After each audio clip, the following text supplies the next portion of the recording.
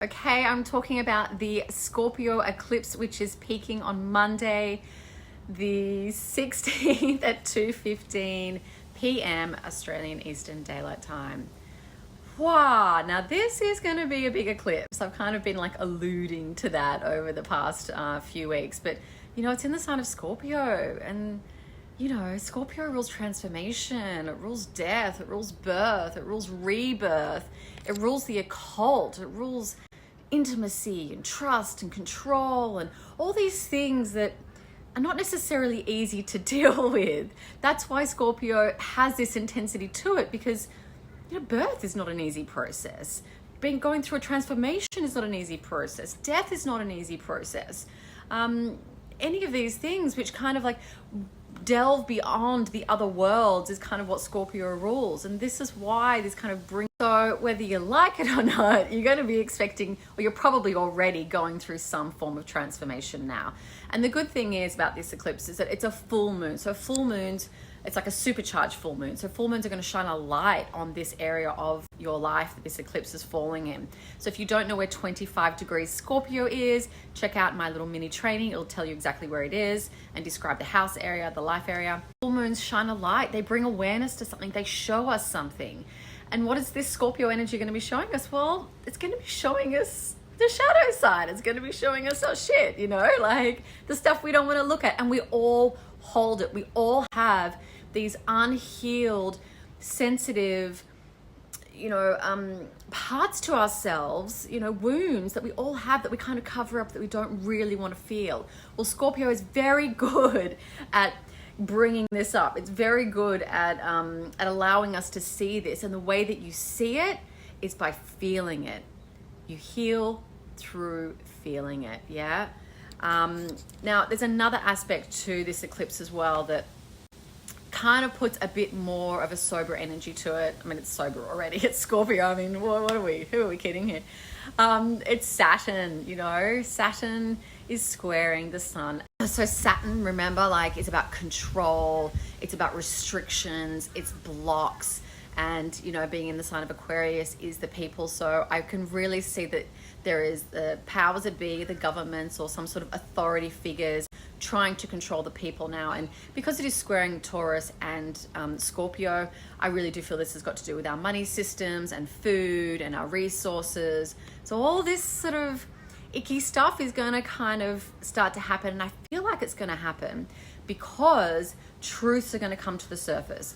Scorpio rules secrets. A full moon eclipse will be shining a light on some of this stuff that's going on behind the scenes with people in power. Yeah. And so this eclipse is going to bring stuff up. And then when stuff is brought to the surface, it's only natural then for the people in control are going to want to control us even more. And that is the aim of the game, right? And this is through Jupiter moving into Aries. It's just happened. I spoke about it last week. You can go check my video out about that. You can find it here. But also Mars is next to Neptune. These are very spiritual energies, but they're very spiritual warrior energies. So I feel like the way through this, these planets are asking us to stand and hold fast to our own truth, our own sovereignty, and our own spiritual practices. And what it's saying is, it's like hold the light. Hold the light in the illusion and in the games and the fear mongering and all this crap that goes on. Now you are being tested. You're being tested on your own spiritual integrity. How much can you stand in your own truth and hold the light? It's really about this spiritual warrior, light worker, light warrior energy that I'm feeling with these other planets. And how do you do this, right? Well, like I've said a million times, have a spiritual practice every single day. Connect to yourself, clear your energy, clear your aura, ground your energy.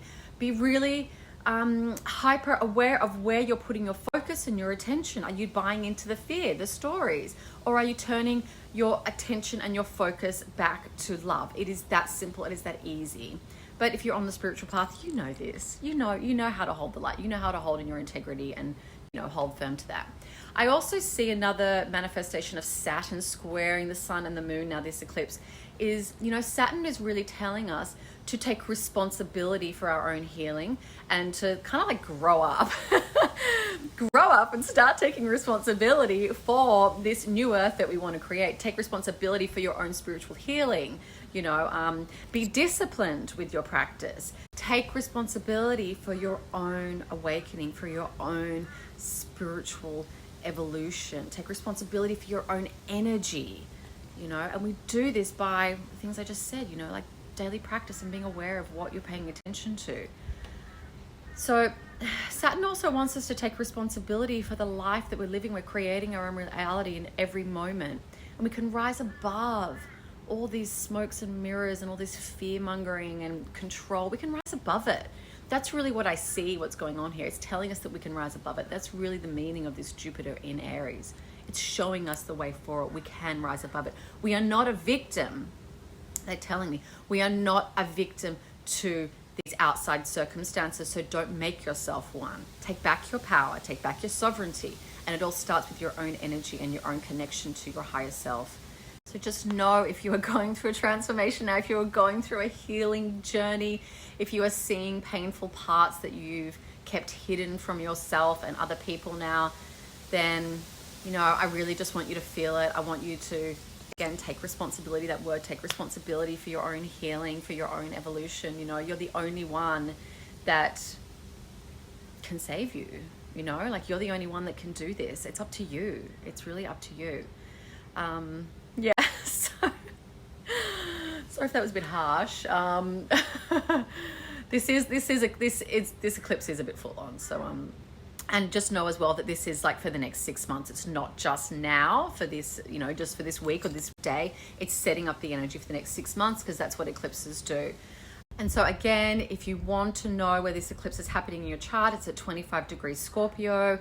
Get my little Astrology Activations mini training. It's a really short and sweet and simple way to figure out where this eclipse is happening in your life. Like, is it in your 4th house of home and family?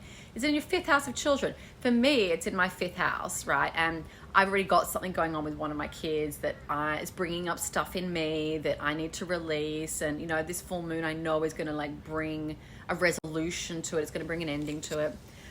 Maybe it's in like your 10th house of career and there's some changes going on there. There's stuff you need to look at there, or in your personal house of intimate relationships. You can figure all this out in this mini training. It's really quick and easy. And then you can use it for every update I ever do. So you can always know where the new and full moon activations are happening for you. But definitely like meditating on that and the area of life this is happening for you is actually going to help you. Have a beautiful eclipse, and I don't recommend being outside if possible when the eclipse is going on. I know like here it's at like 2 o'clock in the afternoon, so that may not be possible, but you know, like it's better to meditate at the time of the eclipse really than be outside.